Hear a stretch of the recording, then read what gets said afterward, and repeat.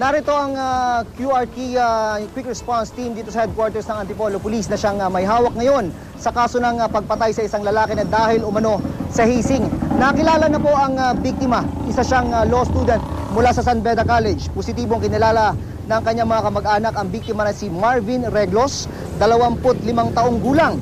Hindi sila makapaniwala na sa punerarya pa nila muling makikita ang kanilang kamag-anak.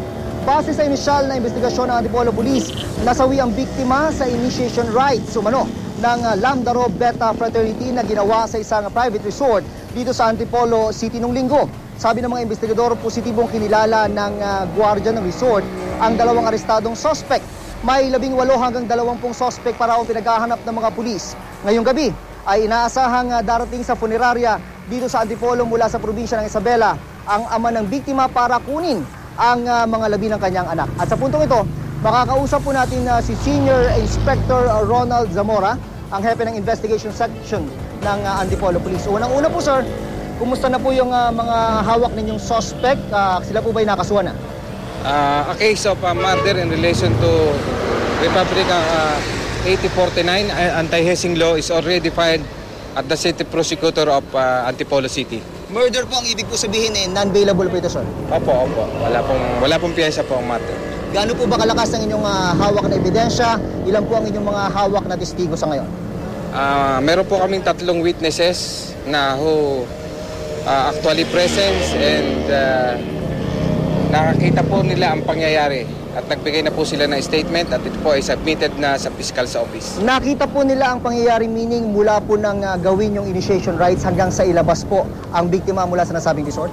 Opo, tama po. Nakita po nila ang pangyayari talaga.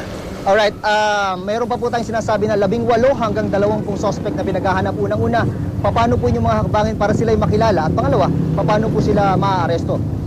Nagkakandak na po kami ng verification sa mga plaka na naplakahan na present po doon sa pangyayari at ginamit na sasakyan ng mga nasabing suspect.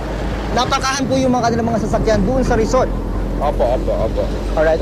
Ito pong kaso ninyo ay high profile case po.